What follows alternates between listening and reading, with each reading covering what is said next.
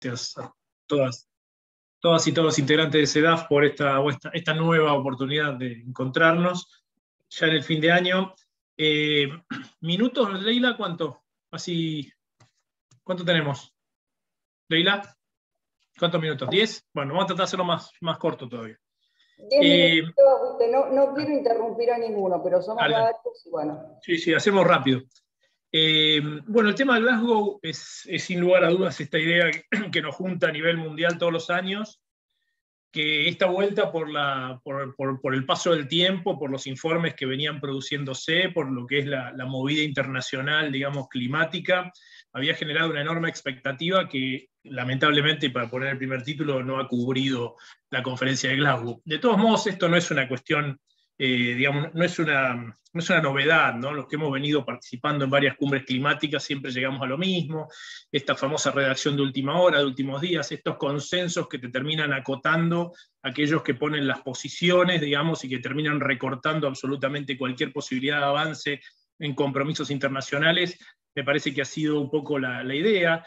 Glasgow tuvo además, digamos, hubo mucha participación, pero muy dificultosa esa participación. Es muy difícil participar la sociedad civil, sobre todo en esa primera semana, con la llegada de los presidentes, con la cumbre al revés, primero los presidentes y después las negociaciones, cuando siempre es de otra forma. Además, con las restricciones de la pandemia, fue todo muy dificultoso. Los que estuvieron allá dan cuenta de esa cuestión, así que eso es importante. De todos modos, los resultados, como decía, no nos dejan buenas sensaciones.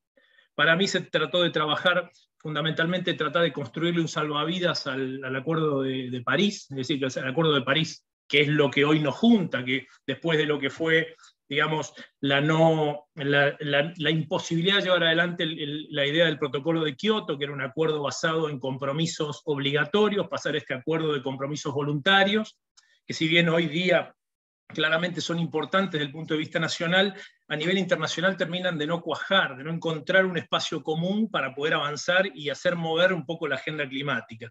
De todos modos, lo que se intentó construir, la diplomacia inglesa intentó construir ese salvavidas para el Acuerdo de París, pero todavía tenemos bastantes problemas. Es decir, la declaración final nos plantea la idea de disminuir la cuestión del carbón en vez de erradicarlo, esta sería un poco la idea.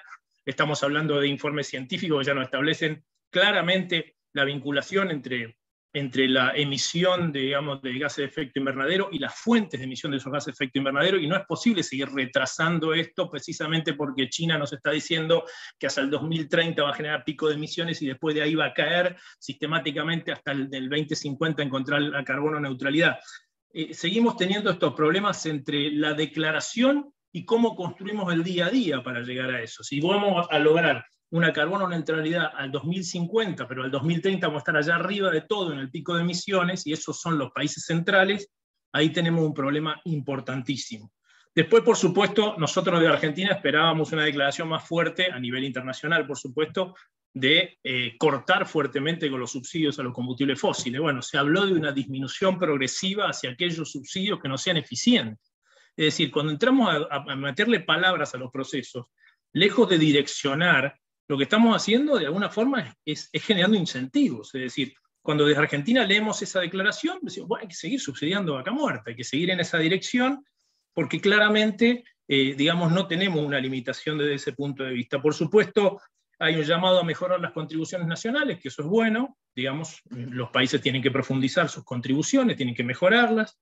Hay un llamado a mejorar, digamos, la cuestión del financiamiento internacional, que también hasta ahora, como decimos, al igual que gambeteamos los compromisos, venimos gambeteando también el financiamiento necesario para ir construyendo, digamos, economías bajas en carbono o generar procesos de adaptación que también necesitan nuestros países. Después se ingresó también en el trabajo lo que es el famoso artículo 6, esto de los mecanismos y los mercados de carbono, que viene arrastrado desde la época de Kioto, pero hoy en día cuando uno lee cómo quedó construido ese artículo 6, más que para mitigar las emisiones, lo que estamos haciendo es para compensar las emisiones, es decir, hacer una transacción, y esas transacciones ya tenían dificultades en la época del protocolo de Kioto y van a seguir profundizándose esas dificultades. Entonces, digamos, tenemos esos procesos que no terminan de cerrar, al igual que cuando hablamos del compromiso para la reducción del metano en el 30%, que también es importante que el metano entre en la discusión, porque no está en la discusión, está en la discusión la idea de que la transición energética se va a dar a través del gas, pero el gas es un emisor de metano muy fuerte y es un gas que es muy, muy potente en términos de cambio climático, de efecto invernadero, y es necesario que esté en la discusión. Bueno, acá se planteó una idea de una reducción global. Argentina participó en lo que tiene que ver con emisiones fugitivas. Hay que prestar atención a estos temas, porque Argentina se compromete en emisiones fugitivas, que estas son las emisiones que salen de la producción, pero no la que se genera a través de la exportación eventual o el destino final del gas, y nada dice respecto a la actividad agropecuaria, que es yo diría que es la agenda que está por venir. La agenda digamos, de la Argentina, que todavía va a tener una gran resistencia, toda la agenda agropecuaria, la agenda del cambio de uso del suelo, que es un poco la discusión que tenemos por delante, y la cuestión de la deforestación, teniendo en mente que desde hace algún tiempo el Ministerio de Ambiente viene promoviendo una reforma de la ley de bosque nativo. O sea, habrá que ver hacia dónde va esa reforma de bosque nativo. Porque Brasil se ha comprometido con la declaración de la deforestación por la deforestación ilegal. Pero el problema que tiene Brasil no es la ilegal, es la legal. Entonces, ahí es donde uno tiene que empezar a mirar todas estas declaraciones, cómo juegan. Además, saber que esta declaración de la deforestación ya se hizo 10 años atrás, y son declaraciones, no son compromisos que se agregan a la negociación. Entonces, dicho esto, me parece que el punto central es cómo hacemos, de qué manera van a tener que construir los países esta idea de una decisión que va corriendo contra un reloj de arena que avanza todo el tiempo, que es la cuestión climática. Y entonces, digamos, los países por sí mismos apuntan a los intereses propios y a defender sus intereses propios. De hecho, está de más decirlo, los países petroleros, por supuesto, hacen su lobby permanente para seguir expandiendo la cuestión de los combustibles fósiles. Los países que producen gas lo mismo, los que tienen grandes superficies forestales lo mismo. Entonces, ese es el proceso en que no terminamos de encontrar de qué manera va a cuajar en términos colectivos la negociación internacional, porque de cooperación se habla muy poco y los incentivos que hay para ir en la dirección de disminuir las emisiones de cambio climático siguen siendo insuficientes. La respuesta, por supuesto, la tenemos que reflexionar entre todas y todos, porque el derecho algo va a tener para decir en este sentido. La idea de la gobernanza climática es una tarea pendiente. Ahora, los modelos que tenemos por delante no son muy alentadores, porque uno cuando mira un proceso de gobernanza digamos, global, y mira, por ejemplo, el proceso de Naciones Unidas. Entonces, ¿cuáles son las alternativas? Darle la conducción de ese proceso a los 5 grandes países industrializados. ¿Cuál es el rol que van a tener países como los nuestros? Entonces, todos los procesos están abiertos, las discusiones están abiertas. Lo que está pasando ahora, a diferencia de otras cumbres en las que uno ha participado, es que el reloj está corriendo mucho más fuerte. Ya no da una vuelta por minuto, da 10 vueltas por minuto. Y ese es el problema que tenemos que enfrentar. Me parece que esa percepción de riesgo está llegando a la sociedad y todavía no termina de llegar a los gobernantes, y ahí es donde tenemos el desafío. Bueno, gracias.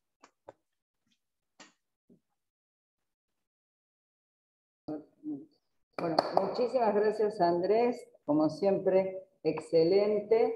Y bueno, y ahora pasamos perdón que no lo estoy ubicando en la pantalla, si lo ubicás, Facu, sí, a Eco House.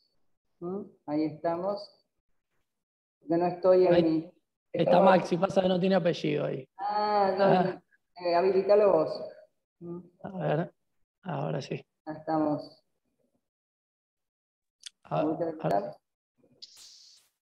Bueno. Acá estamos. ¿Me escuchan? Sí, te escuchamos. Yo no te veo, no sé por qué, porque esta pantalla que no es la mía. Ahí te vi. ¿Cómo te va? ¿Cómo estás? Bueno, ¿Todo bien?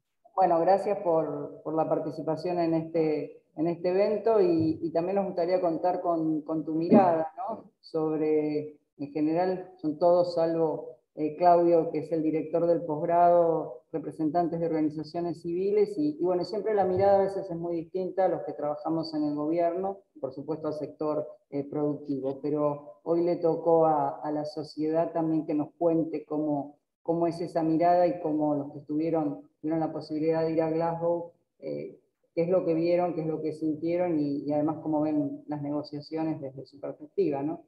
Así que, Maxi. Ok, mil gracias. Mil gracias, Andrés, por las reflexiones y las conclusiones. Disculpen el atuendo, estamos en una jornada de convivencia con el equipo justo de Cohouse hoy, haciendo deporte. Bueno, a nosotros nos pasó algo interesante. O sea, lo primero es que fue la cumbre climática con mayor presencia de la juventud de América Latina y del Caribe. Impresionante el esfuerzo que se hizo, sobre todo en el contexto en el que estamos y con lo difícil que es llegar al Reino Unido, muy, muy caro, muy, muy, muy, muy caro. Una COP poco inclusiva, pero hicimos el esfuerzo y ahí estuvimos, y tuvimos varias instancias de conversación, entre comillas, honesta, de persona a persona con máximas autoridades, sobre todo con Alok Sharma, que fue el presidente de esta COP, y el equipo del primer ministro de Italia, el ministro de Transición Ecológica de Italia, que tenían y hospedaban en la pre-COP. Y nos llamó mucho la atención que en 2 oportunidades distintas, una, Alok Sharma llorando, nos dijo que sinceramente no sabían cómo resolver esto. Así de sincero. Y a mí me llamó poderosamente la atención. Eso lo veo como un paso hacia adelante, en realidad.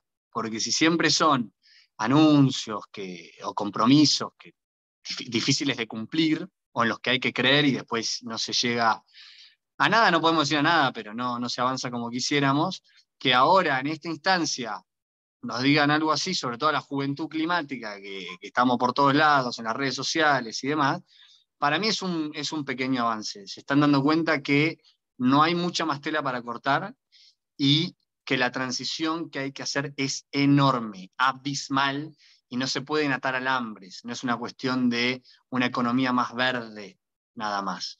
Es una cuestión de transformar la economía, la forma en la que nos manejamos. Eso punto 1. Después, las COP tienen el adentro y el afuera, tienen las negociaciones donde evidentemente no se pueden ir mucho más allá de un paquete de cuestiones. Después están los anuncios políticos, como esto que acaba de mencionar Andrés, de deforestación, de metano, etcétera, que es lo que mueve más que nada la prensa y un montón de otras cuestiones. Y después está toda la parafernalia que sucede, que son lo que se conoce como side events y sociedad civil, que en este caso hicimos 2 movilizaciones de más de 100.000 personas, una en la puerta en los últimos días que fue impresionante, con lluvia, frío, personas de todas las edades, de todos los tipos, religiones. Y eso para nosotros por lo menos es parte del vaso medio lleno, porque como dijo Andrés, lo oficial no hay mucho con lo que quedarse. El vaso medio lleno es que seguimos presionando, cada vez somos más, y de acá al año que viene probablemente vamos a ser muchísimos, muchísimos, muchísimos más, y eso hace que de a poquito la rueda vaya girando. Por supuesto, en las conversaciones diarias no nos queda muy claro que el norte global comprende las reivindicaciones del sur global.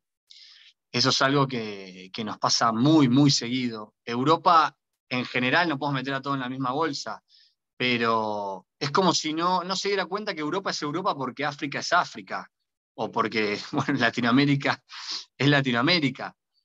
Es cómo llegaste a ese nivel de, entre comillísimas, progreso, y cómo vas a hacer para sostenerlo en el tiempo.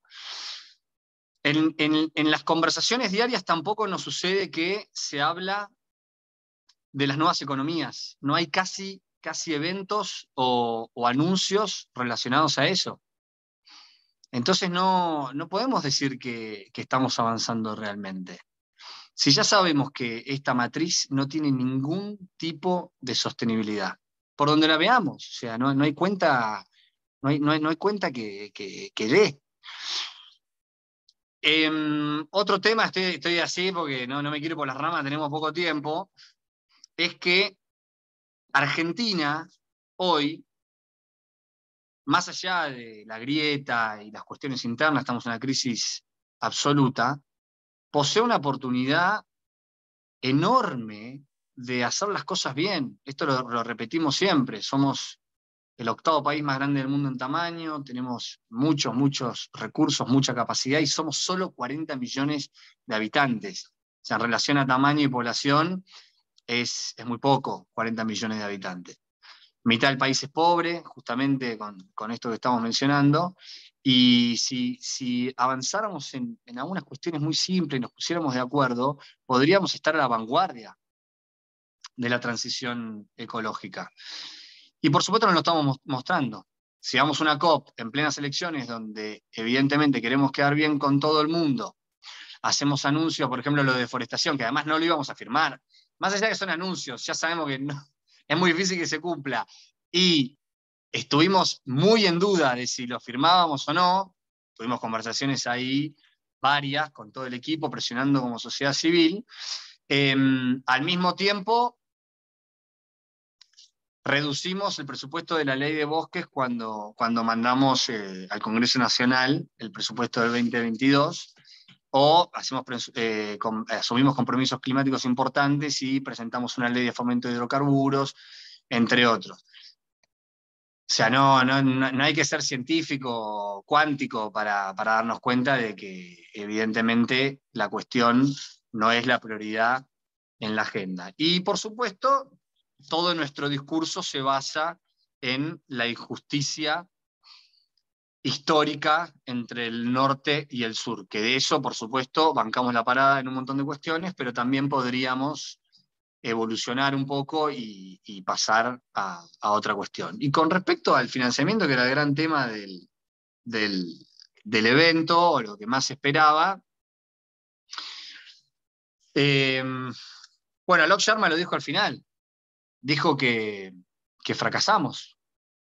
Sintió que después de meses y meses, porque recordemos que se suspendió, y fueron 2 años de negociaciones donde viajó por más de 40 países, dijo que fracasamos. Y así lo expresaron distintos personajes o personalidades hasta el secretario general. Y es la sensación que nos quedó a todos después de muchos días. Nosotros estuvimos desde la Cumbre Climática de la Juventud en Milán, de 25 de septiembre, haciendo agenda climática durante 50 días, con actores de todos los rubros allá en Europa. Y el día que terminó la COP nos quedamos con esa sensación. Evidentemente no estamos a la altura de las circunstancias. Si viene un coronavirus, frenamos el mundo, tomamos miles de medidas en un minuto para atajar el penal, pero si tenemos una de las amenazas más grandes de la historia en la puerta hacia la humanidad y hacia la vida en el planeta, o sea, lo que está en juego es la habitabilidad de la Tierra, evidentemente no estamos reaccionando de una manera tan rápida. Por otro lado, para terminar, para no irnos por las ramas,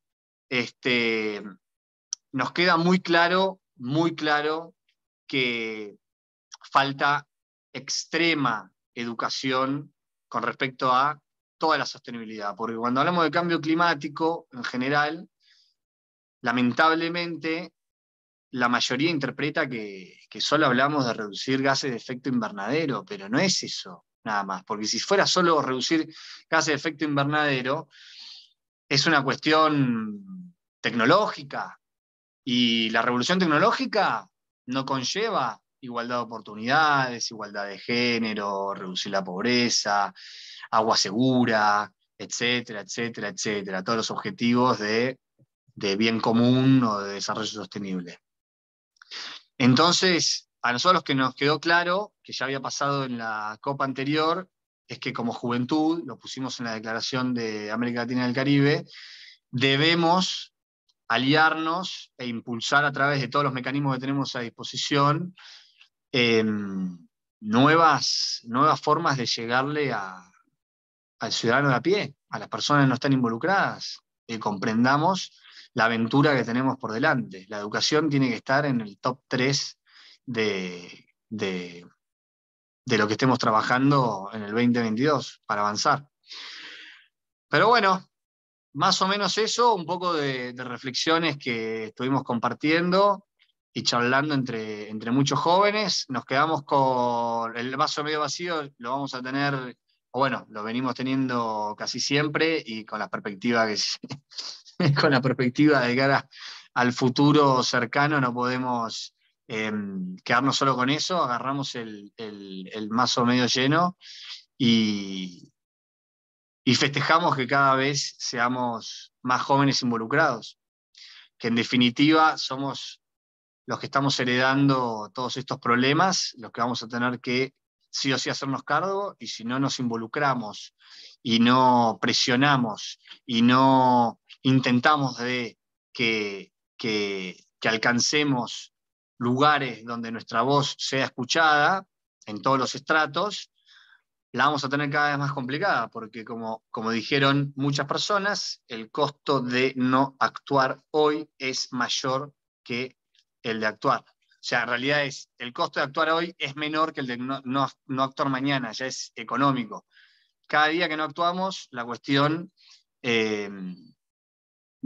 está más complicada a nivel social, ambiental y económico. Así que bueno, vamos a ver qué hacemos. Mil gracias. No, gracias a vos, Maximiliano Rosoco, presidente de la Fundación EcoHouse. Coincido con vos y hago una pequeña reflexión antes de darle la palabra a Paulina. Igualmente yo reivindico a los funcionarios de nuestra Cancillería, de nuestro Ministerio de Relaciones Exteriores y Culto, no solamente de Argentina, porque en todas las negociaciones de las conferencias de las partes siempre están al pie del cañón, siempre hay muchísimos documentos, por eso yo le digo a los jóvenes, no se desilusionen, porque de un documento después hay que seguir negociando mucho, mucho, mucho, y muchas veces salen muchas perlitas. Por supuesto, esto es un problema global que a veces nos supera a los funcionarios, pero tenemos una gran Cancillería, funcionarios de carrera, de muy buen nivel, y yo creo que se va a estar a la altura para todas estas negociaciones. Y también el sector privado, te digo, coincide en el tema del financiamiento, que pareciera que no salieron tampoco demasiado conformes en la negociación. Lo hablábamos el otro día con Claudio del artículo 13 y del artículo 6. Pero muchísimas gracias por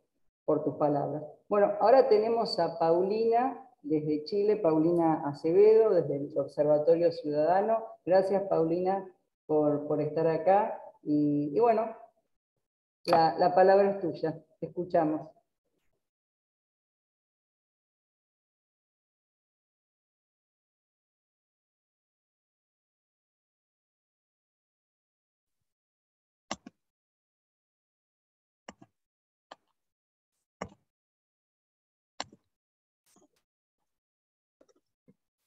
¿Estás desmuteada? ¿O no? ¿Está chateando? A ver qué dice Paulina. ¿No la desmuteó? Sí, ahora sí. Ahí me desmutearon. Desmuteado. Acá hacemos todo, ¿viste? Entonces... Sí, no, todo perfecto, tranquila. No, agradecer primero esta conversación, siempre los balances, los análisis, y sobre todo cuando estos tienen un poco más de distancia, son un gran aporte. Yo mi aporte lo quiero hacer un poco desde no solamente la experiencia en los espacios COP, sino también en los espacios cumbre. Yo soy periodista, soy defensora de derechos humanos, y quiero al menos plantear 6 puntos que como Andrés ya me ahorró los aspectos más técnicos, y también en la anterior intervención en torno a cuál han sido un poco la incidencia en esta COP en particular. Yo quiero ir un poco a la respuesta de cómo desde la sociedad civil y cómo desde la sociedad civil en una articulación con otros sectores, yo creo que el ámbito académico es esencial y base en que haga una bisagra, ¿no? en que de alguna manera también construya hacia los sectores de las negociaciones, a los sectores formales, pero también contribuya fuertemente a la formación de la ciudadanía en general en torno a estos temas, y también en una articulación con los sectores de sociedad civil para la construcción también de las respuestas a este reloj que, como dice Andrés, ya gira 10 veces más rápido. Yo me acuerdo cuando jugaba ajedrez, ya que alguien hablaba del fútbol, y cuando uno juega, ¿verdad?, este ping-pong, ¿no? Entonces, creo que estamos así, y las acciones requieren una respuesta inmediata. Tal vez en la propia conferencia final y donde el secretario general se refiere al documento, hay 3 términos clave. Él dice, el documento final refleja los intereses, las contradicciones y el estado de la voluntad política en el mundo actual. Intereses, contradicciones, voluntad. 3 términos claves, y yo agregaría responsabilidades, que si bien están puestas sobre la mesa, visibilizadas, quienes son los que más generan efectos, o sea, gases de efecto invernadero, quienes son los que más emisiones emiten, quienes son los que más están aumentando, finalmente no tenemos dientes para poder llevar a estos grandes contaminantes a un ruedo diferente, ¿no? Y eso pasa, entre otras cosas, porque esta convención, a diferencia de otros tratados internacionales del sistema de Naciones Unidas, no tiene mecanismo para la exigibilidad, ¿no? Yo me imagino, y aquí un primer punto, este es de los mecanismos de exigibilidad, si nosotros logramos construir un EPU, ¿no? Un examen periódico universal, para avanzar e ir más allá de lo que son las examinaciones de órganos de tratados en aspectos temáticos específicos, creo que también ya llegó el momento de no solamente pensar en Kioto, sino que, así como el EPU, algún tipo de mecanismo que nos permita hacer examinación del cumplimiento por parte de los estados, no solamente de lo que son sus NDC o sus planes nacionales sobre cambios climáticos, sino que en general avanzar en algo que los derechos humanos tienen, ¿no? La buena fe, ahí está la voluntad, ¿no? La voluntad de la progresividad, que claramente nos hemos ido decepcionados cada vez más fuertemente de las COP, ¿no? Eso tiene que ver con las expectativas, pero también tiene que ver con los resultados reales. Y yo creo que ahí tenemos una dificultad y un problema. Una segunda cosa que me parece esencial tiene que ver con el enfoque de derechos humanos que no se viene desarrollando. El Acuerdo de París no solamente nos habla de no superar digamos, el 1.5 en cuanto a las temperaturas y de temas de financiamiento, sino que también por primera vez en el preámbulo nos trae a las diferentes actores más afectados por el cambio climático, nos trae un desafío que ha estado exento en las negociaciones.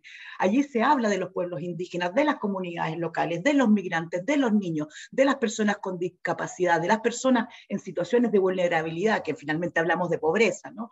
Del derecho al desarrollo, de la igualdad de género, del empoderamiento de la mujer, de la equidad intergeneracional, y ahí bien porque los jóvenes se han ganado el espacio, no porque necesariamente se haya abierto ese espacio. Entonces, creo que aquí hay un debe en torno a los derechos humanos, y creo que ese es un segundo punto donde tenemos que hacer fuerza y poner foco. Un tercer punto, y que tiene que ver con nuestra América Latina, y lo digo desde un país que no ha firmado Escazú y que tiene digamos, una persecución a los defensores ambientales fuertemente, ¿no? Es la invisibilidad en el fondo de los modelos extractivos y el riesgo que corren quienes combaten los efectos de este extractivismo, ¿no? Extractivismo que se vincula directamente con el cambio climático y parece ser 2 agendas totalmente distintas. Por eso un cuarto punto, creo yo, es que desde sociedad civil y en la articulación, a eso nos llama, ¿verdad?, el desafío del cambio climático, articularnos entre nosotros. Creo que un punto importantísimo es que no puede ser que tengamos unos objetivos de desarrollo sostenible con objetivos al 2030 y tengamos una agenda de cambio climático que también está contenida en la agenda de los ODS con objetivos al 250.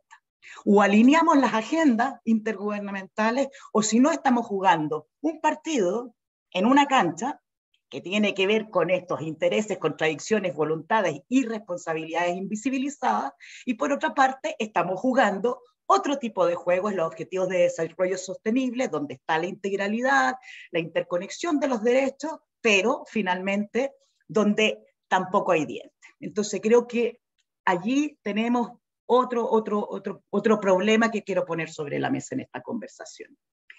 ¿Y a qué nos lleva un poco eso? A un camino que en algún minuto tomamos de sociedad civil, incluso de la mano de gobiernos. Me refiero al abril de 2010, cuando Evo Morales, tras los fracasos sucesivos, la palabra fracaso se sigue reiterando, llama a esta Conferencia Mundial de los Pueblos sobre Cambio Climático y los Derechos de la Madre Tierra.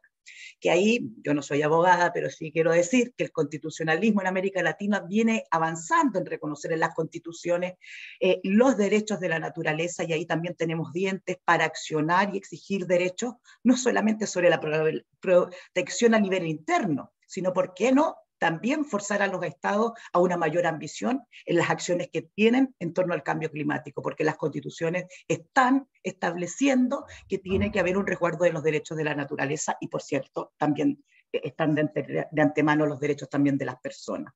Lamentablemente ese proceso se interrumpió, iba a ser una conferencia mundial alternativa con ya un soporte que iba a estar produciéndose todos los años. Eso no se realizó. Con Jorge, debemos decirlo, hicimos gestiones a los 5 años para que pudiéramos, no sé, retomar el camino, al menos, por lo menos hacer una reconversión o una mirada a los 5 años de esa primera Cumbre Mundial de los Pueblos sobre Cambio Climático, y se realizó, ¿no?, en el 2015. Pero llegó el 2020, llegó la pandemia y no hemos tenido la posibilidad de seguir tampoco ese camino. Y creo que eso es esencial.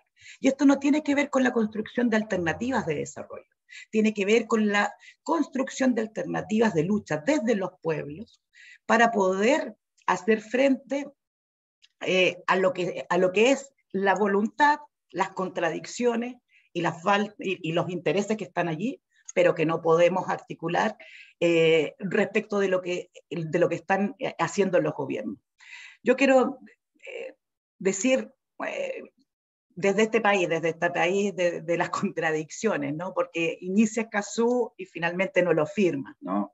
Estamos a puertas también de un debate en torno no a modelos, en torno a un retroceso político importantísimo, y yo creo que recuperar, y esto también, así como la Conferencia Mundial de los Pueblos sobre Cambio Climático, recuperar instancias de integración latinoamericanas que nos permitan construir acciones en torno al cambio climático. Yo creo que hay varias acciones, pero todas estas acciones no están necesariamente conectadas. Se agradecen los espacios para sociedad civil en las COP, se agradece también los avances que allí se producen, pero creo que hay una forma de accionar que tenemos desde la sociedad civil que no tiene un espacio. Y eso, reitero, este llamado, esta invitación, hemos creado una red de universidades en torno, y que incluye también la participación de los estudiantes en torno al cambio climático, y yo creo que ahí hay algo que puede seguir apuntando, porque no nos olvidemos que en otras cosas, y con esto tal vez termino, porque imagino que habrá tal vez después un diálogo, y yo soy de las que me gusta dialogar, el tema de la educación y la formación, ¿no?, que está en la convención desde su inicio, y que los estados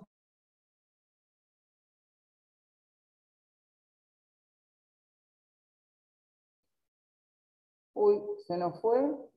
A ver. Paulina, ¿estás por ahí?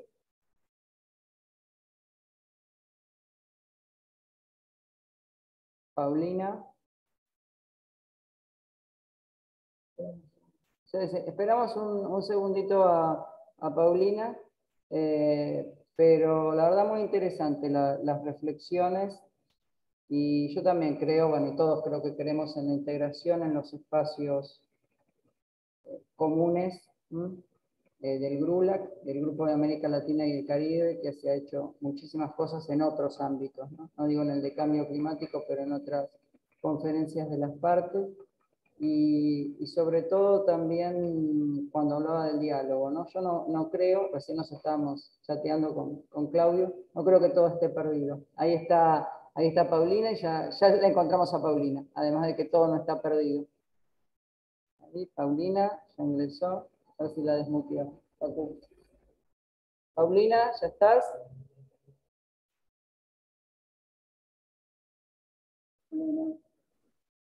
Me caí, disculpen. Son cosas que pasan. Me estaba señalando que me queda poca batería, lo enchufé, pero el cable no había quedado totalmente enchufado. No, solamente señalar el tema de la formación y de la educación, ¿no? O sea, sensibilizar a la ciudadanía en torno, en torno al cambio climático, lo dice la Convención, hacer alianzas con universidades para educar y formar en torno a los impactos del cambio climático, también está en la Convención.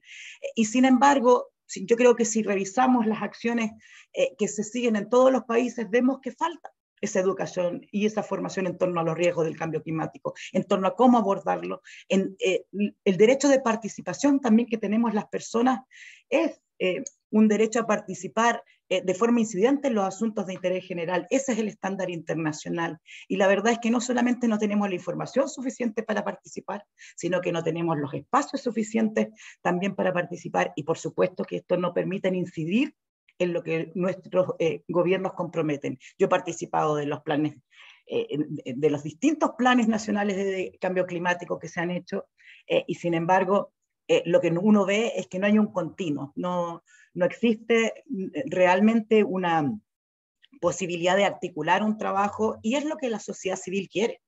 La sociedad civil ha generado en todos estos años un proceso de madurez, un proceso también de crecimiento que creo que se está desaprovechando en estas negociaciones, ¿no? Porque tenemos zonas separadas y creo que llegó el momento de discutir esto juntos, a la misma mesa y con condiciones más simétricas en la incidencia que tenemos y que debemos tener los ciudadanos también en estos temas. Bueno, muchísimas gracias, Paulina. Muy buenas las reflexiones. Bueno, las reflexiones de todas y de todos. La verdad que muy interesante.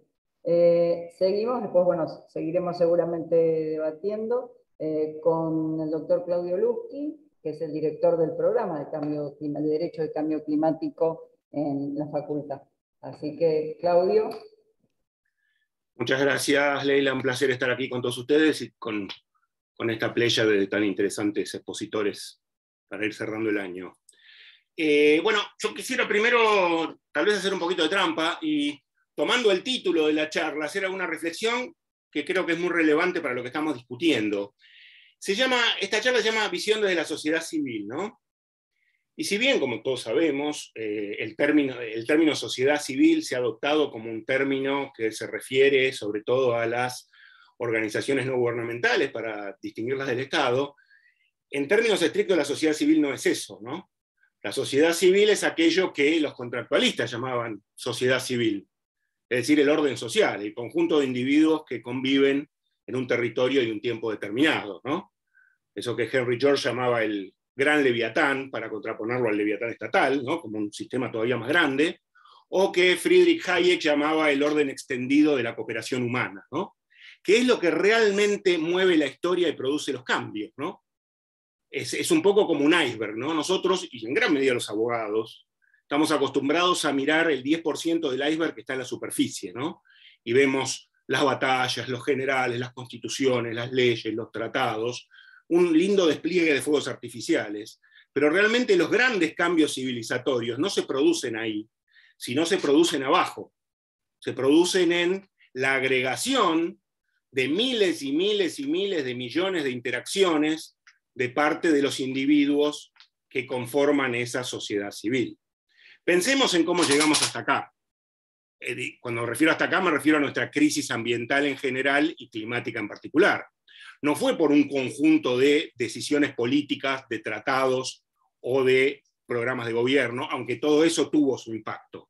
Fue porque desde la revolución científica, la revolución industrial hasta acá, el perfil civilizatorio de la humanidad desarrolló un orden económico tecnificado, fuertemente basado en la extracción de recursos naturales, en el consumo de astronómicas cantidades de energía, en la producción de astronómicas cantidades de residuos, que fue generando este orden social que hoy sabemos que es insostenible. ¿Por qué digo todo esto? Bueno, porque así como la causa del problema estuvo en la dinámica de la sociedad civil, es decir, de ese orden extendido de la cooperación humana, de cómo producimos, consumimos, diseñamos, actuamos e interactuamos, la solución de esta crisis está mucho más ahí que en los gobiernos, en los tratados, en las decisiones o en las COPs. Está en cómo producimos, cómo consumimos, Es decir, tenemos que hacer la transición ecológica, exacto. Pero la transición ecológica no se va a hacer en COPs, no se va a hacer con tratados, no se va a hacer con decisiones estatales y no se va a hacer con movilizaciones, por muy multitudinarias que sean. Todas estas cosas, por supuesto, tienen su impacto y su importancia. Las decisiones políticas, los tratados y las leyes tienen su importancia en tanto que mecanismos de generación de incentivos, de garrotes y zanahorias, que van ordenando, que van orientando cómo se mueve esa sociedad civil. Pero el cambio no lo van a hacer un grupo de políticos, científicos y académicos en la Torre de Marfil. Podemos, todos los que tenemos cierta posición o de poder o de conocimiento, de experticia, contribuir a ese cambio. Pero el cambio no se va a hacer en gabinetes políticos, sino que el cambio va a resultar, así como este enorme problema ambiental que tenemos es el resultado de miles y miles de millones de interacciones a lo largo de varios siglos, el cambio, la transición ecológica va a resultar de interacciones de los miembros de la sociedad civil, que por supuesto pueden y deben, porque tenemos que mover el transatlántico, ser inducidas, incentivadas, influenciadas mediante decisiones políticas. Pero no vamos a diseñar el nuevo mundo utópico, sostenible, ni en COPs, ni en asambleas constituyentes, ni en movilizaciones. La historia muestra que los cambios reales no se hacen así, y la historia muestra también que los mundos perfectos diseñados en esos lugares terminan en pesadillas, ¿no? Es decir, las peores tiranías y los peores desastres que ha sufrido la humanidad es cuando un grupo de iluminados se han sentado a diseñar el mundo nuevo. Eso no puede pasar porque no se logra ese mundo nuevo, y no debe pasar porque lo que se logra es algo mucho peor. Entonces, en gran medida yo creo que por eso también nos vamos con ese sabor amargo de todas las COPs. No estoy dándole una coartada a todos los fracasos, los enjuagues, los chanchullos y los intereses que hay en las COPs. No estoy diciendo eso. Lo que estoy diciendo es que esperamos de las COPs mucho más de lo que las COPs nos pueden dar. Porque el mundo no va a cambiar en las COPs. No es posible. Porque el mundo se hace en las interacciones de la sociedad civil, del orden social, y el mundo cambia en las interacciones del orden social. Sí debemos reclamarle a nuestros gobiernos y a quienes tienen decisión que generen incentivos, pero el cambio no se va a hacer ahí, sino que el cambio se hace en el 90% del iceberg que no vemos y que está sumergido. El problema es que, como digo, los abogados también nos hemos acostumbrado a centrarnos en esos fuegos de artificio que son el derecho positivo, los tratados, las decisiones, pero son solo un fragmento de la enorme masa de decisiones y de acciones que son las que le dan el rumbo a la sociedad. Y como voy a decir después, hay muchísimas cosas que están pasando en materia de cambio climático a nivel de esa sociedad civil, de ese orden extendido de la cooperación humana, que son muy buenas y que no se ven precisamente porque no están en las COPs o porque no están en grandes tratados o en grandes proclamas, sino que están en el día a día de la práctica socioeconómica. Yendo ahora brevemente a hablar de la COP. Bueno, la COP, yo creo que en general, la idea es que de la COP es una conclusión mezclada, ¿no? Que hay cosas buenas y cosas malas. En general, la conclusión es que la COP se quedó corta, pero alcanzó algunas cosas, ¿no? Claro, tenemos visiones apocalípticas de que esto es un desastre, pero son más bien visiones más marginales del estilo de Greta Thunberg y los muchachos de Extinction Rebellion, para quienes nada sirve, todo es mentira, todo es bla bla. Lo único que nos salvará es una especie de revolución un poco brumosa que nadie sabe muy bien qué es, ¿no? Pero nada de lo que se hace sirve, todos los sistemas han fallado, todo es bla bla bla. Pero sacando estos ejemplos extremos, en general el consenso es de un sabor agridulce, el amargor mezclado con cierta esperanza. Se avanzó bastante en esta COP para hacer una COP, insisto, dentro de lo que se puede esperar una COP, dentro de todo, como algunos de los que me precedieron decían, todos los intereses, todos los lobbies, todos los problemas de coordinación, las múltiples posiciones que hay, se avanzó, en cierta medida hay avances en esta COP. Y sobre todo si uno mira, yo trabajo en el área de cambio climático hace unos 20 años, y evidentemente las cosas avanzan mucho más lento de lo que yo quería, pero si uno ve cómo progresó todo del principio del siglo hasta acá, yo creo que últimamente el proceso se viene acelerando. Mucho menos de lo que quisiéramos y necesitaríamos, pero creo que se viene acelerando. Creo que por eso podemos decir, no sé si el vaso está medio vacío o medio lleno, pero como le escuché decir a una periodista española, creo que más que mirar eso hay que mirar si el vaso se está vaciando o se está llenando. Y yo creo que el vaso se está llenando. Mucho más despacio de lo que debería, pero creo que el vaso se está llenando. Hay algunas decisiones de la COP que son importantes. Creo que las decisiones del artículo 6 de los mercados de carbono avanzaron bastante. Falta todavía, el que puede funcionar más o menos rápido es el 6.2, que es los mercados de carbono establecidos bilateralmente entre países para cumplir con sus NDCs. Las estructuras del 6.4, es decir, el mercado multilateral de carbono, requieren todavía de bastante definición. Esas probablemente no funcionen antes del año 24 o 25, pero probablemente para fines de este año 22, principio del 23, las del 6.2 sí estén funcionando. De hecho, puedo dar fe porque mucha gente me llamó preguntándome si les puedo conseguir crédito de carbono. Es decir, se están tomando muchas posiciones en el mercado, lo cual indica que se está anticipando que el mercado va a funcionar. Creo que los mercados son una buena cosa si, en la medida en que sirven para alinear incentivos y para bajar costos de transacción. Por supuesto, tiene que estar bien regulados, ¿no?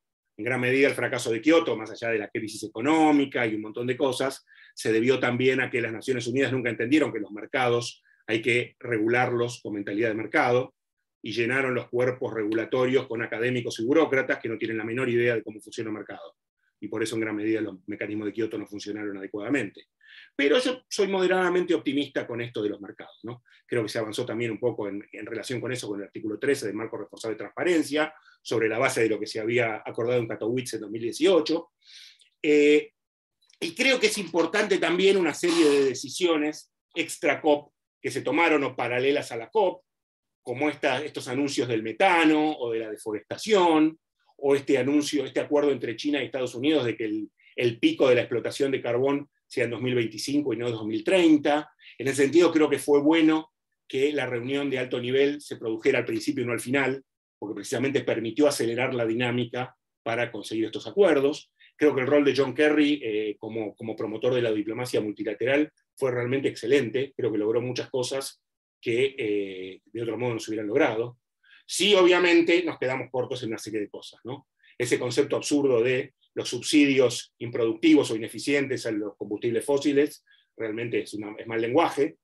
El face down en vez de face out del carbón es malo. Eso fue fundamentalmente por la posición de la India.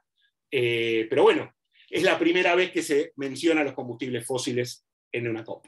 Entonces digo, tomando todo esto en cuenta, ¿no?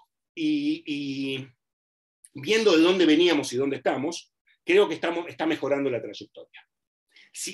¿Cuánto falta y cuánto más rápido se debería ir? Bueno, no sé, yo quisiera que fuéramos más rápido todavía, ¿no? La verdad es que ninguno sabe exactamente cuánto más rápido se debería ir. Todas esas cosas que se dicen del 1,5, del 2, de 2030, 2050, fíjense ustedes que son números redondos todos, ¿no? Pues en realidad nadie sabe. Se toman números redondos porque son más salientes. Es más fácil acordarse de 1,5 que de 1,4.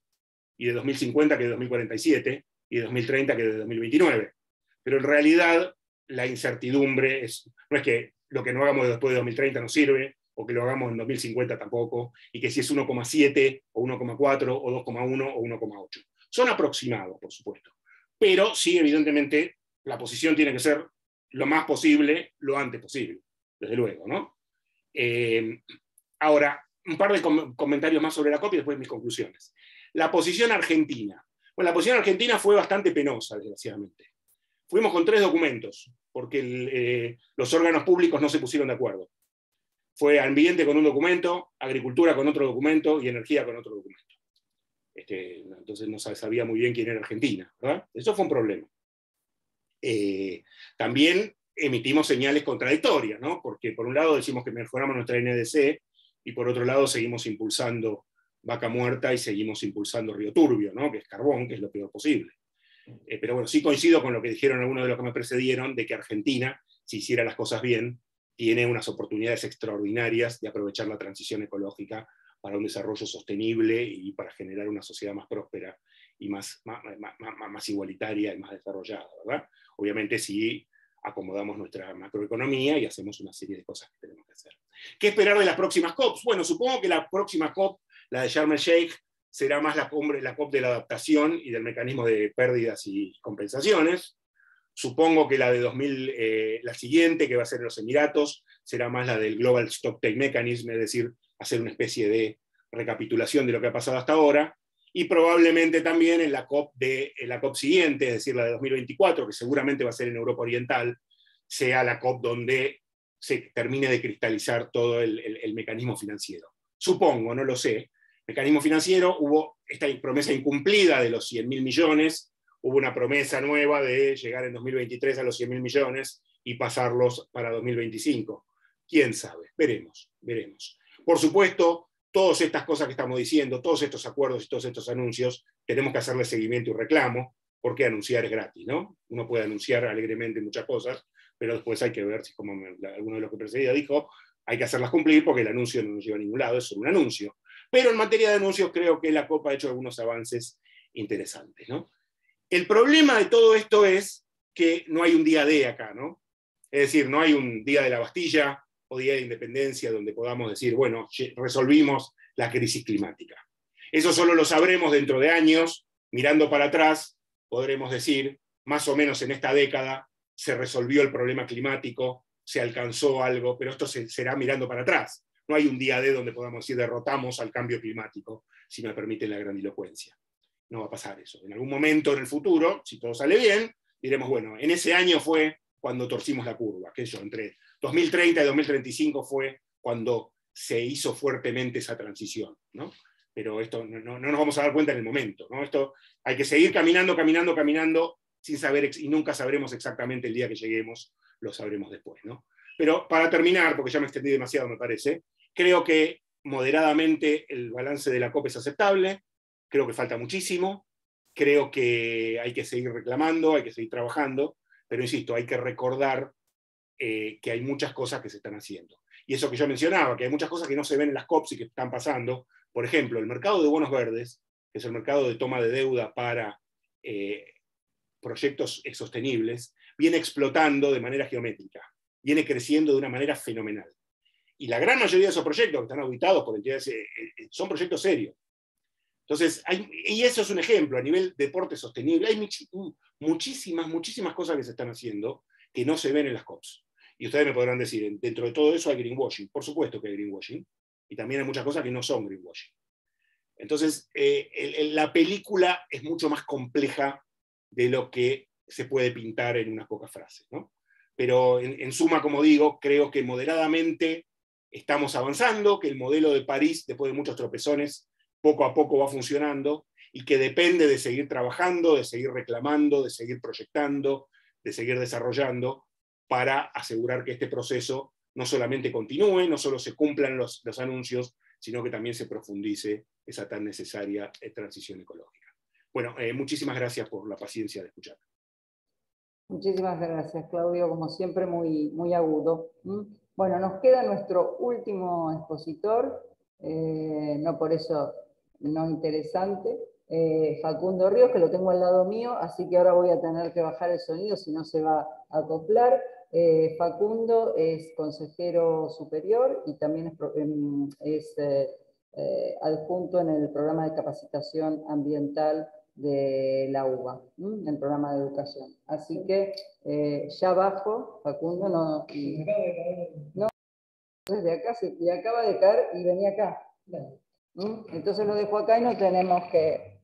Es que ahí solucionamos todo. Perfecto, ya viene Facundo.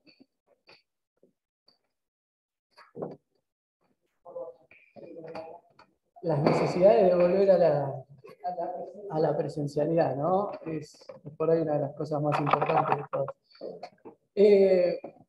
Bueno, antes que nada, siendo una de las últimas jornadas que estamos teniendo ahora en el Centro de Ambiente, me parece muy importante agradecer tanto a Leila como a Silvia, que fueron dos impulsoras de este tipo de actividades, y que son actividades que a mí en lo particular, hoy, más que nunca, me ponen muy orgulloso porque participo con gente que realmente admiro. Primero, referentes en la materia académica, como lo son Leila, como son Silvia, pero también con Andrés, que es un fuerte luchador y además uno de mis referentes a la hora de estudiar y aprender estas cuestiones. Maxi, con las referencias que hace y el empuje que tiene toda la sociedad civil, Y bueno, la coordinación que estamos teniendo entre la academia, con Claudio también discutíamos estos temas en el programa de cambio climático, y lo cual hace muy actual a la temática, y la verdad que es donde tenemos que tener los desafíos, ¿no? Tanto en la academia como en la sociedad civil, para poder llevarlo a la práctica y a la acción. Quiero dividir, y agradecer también a la red de universidades contra el cambio climático, que es algo esencial que tenemos que llevar adelante. A Jorge Cuello particularmente, que fue el que me invitó, así que gracias a Jorge por impulsar esta actividad. Sí, la verdad que, perdón, Facu, gracias Jorge está en mi cátedra, así que es un orgullo que siempre los integrantes de mi cátedra y de las demás cátedras participen. Así que gracias Jorge. Y a Paulina por su reflexión respecto a los derechos humanos, que me adelantó gran parte de mi exposición.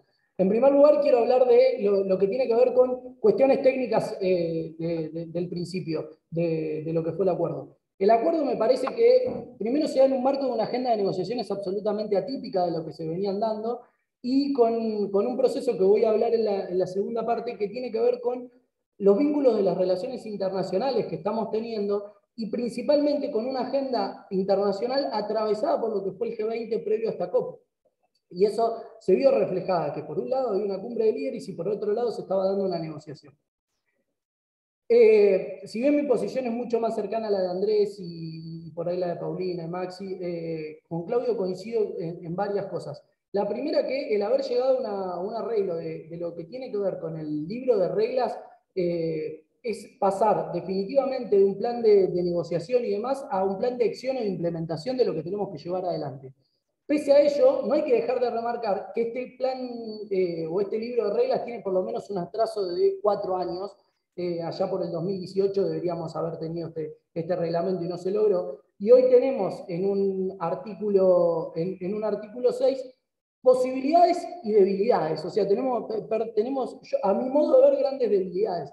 Principalmente, si bien es cierto que se tomaron mecanismos que a priori podrían disminuir los riesgos de tener doble medición o doble vara de la contabilidad de los créditos de carbón, la verdad es que acá tenemos es algo que deja muchísimas dudas. Y deja dudas también en lo que tiene que ver con la transparencia.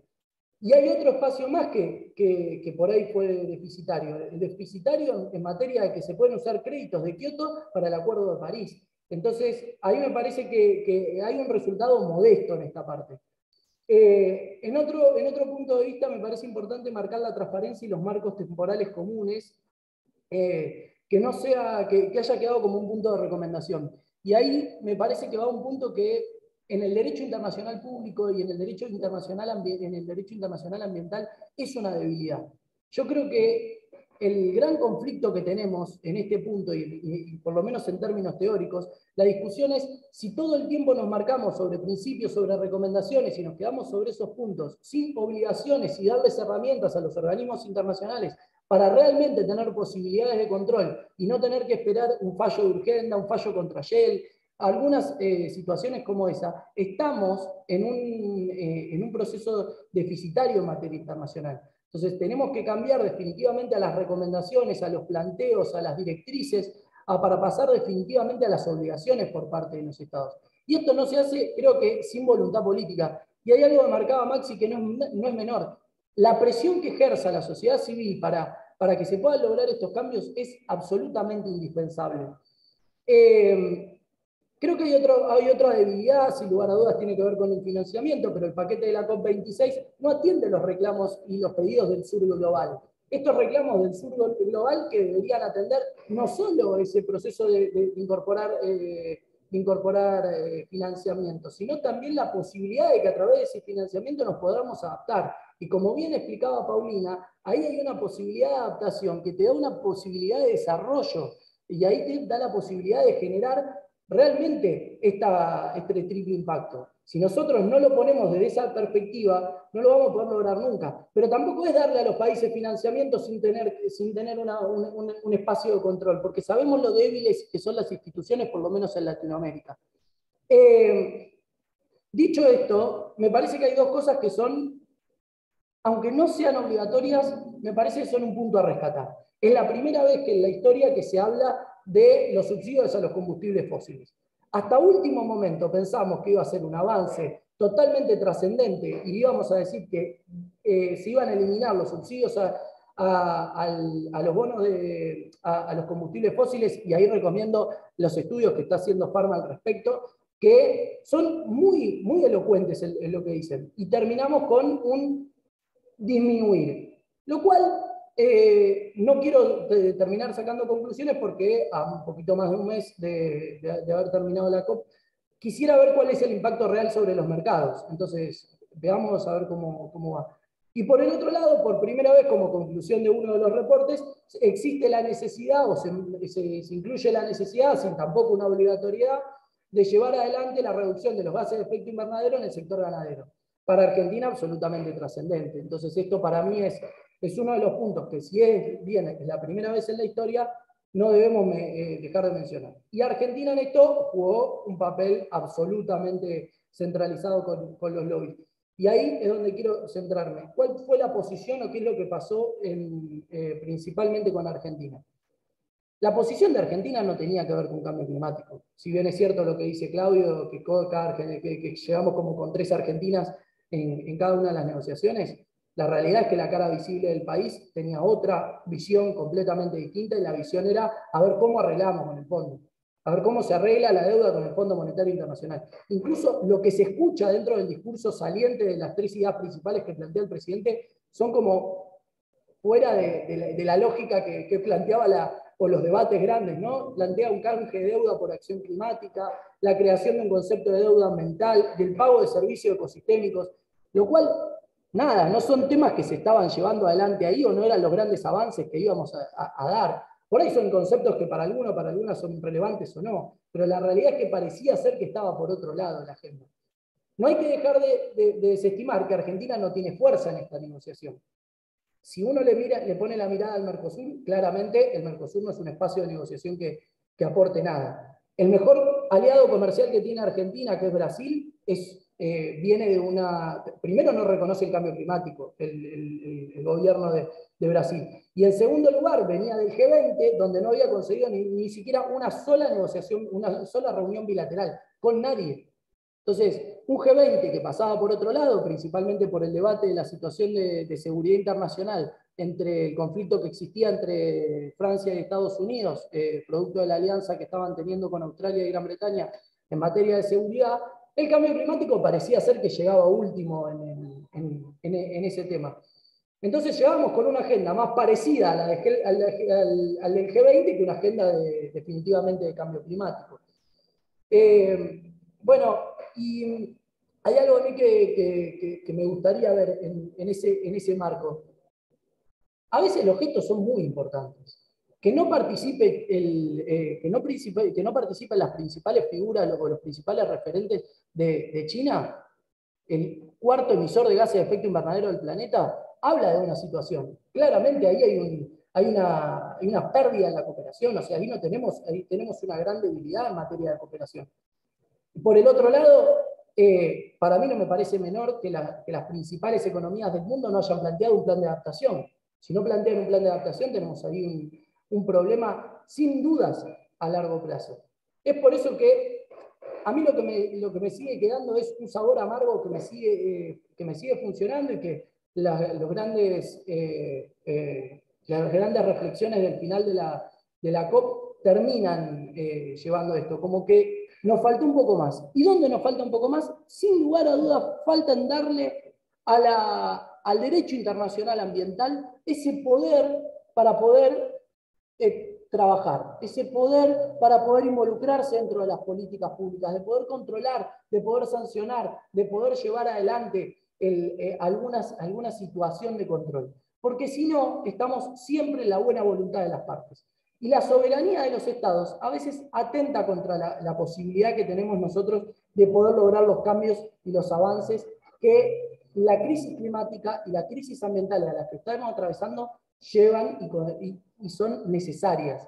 Y son necesarias, como dijimos, no solo para afrontar estos desafíos, sino para afrontar los desafíos de equidad intergeneracional, los desafíos de derechos humanos, los desafíos de desarrollo económico que tienen las economías y los desafíos principalmente de inclusión social que debemos terminar al final del camino, porque no es solo el ambiental, al final del camino tenemos que terminar con un máximo respeto a los derechos humanos. Con esto la dejo a Leila para hacer el cierre final y sin dudas agradecer, porque la participación de todos estos actores es un gran avance en materia de debates y por lo menos en nuestro país. Así que ahí los dejo con Leila.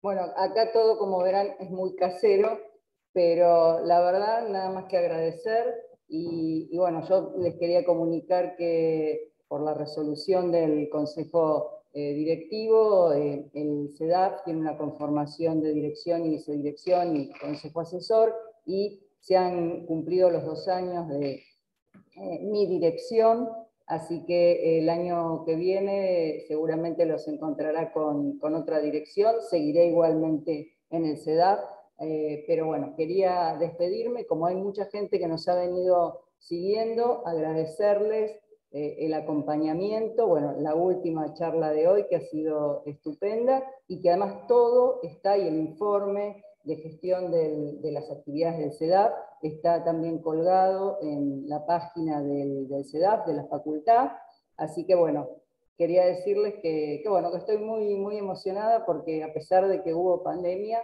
se pudieron hacer muchas cosas gracias a ustedes. Vamos a seguir con Obiter Dictum, vamos a seguir con las competencias y con otras actividades que estamos pergeñando. Así que lo único que les puedo decir, no tengo una copita que me encantaría para brindar, tengo esto pero está vacío. Y feliz Navidad, feliz Año Nuevo y que con mucha salud, que tengamos mucha salud y que el año que viene sea mejor y nos podamos encontrar presencialmente. Así que muchas gracias.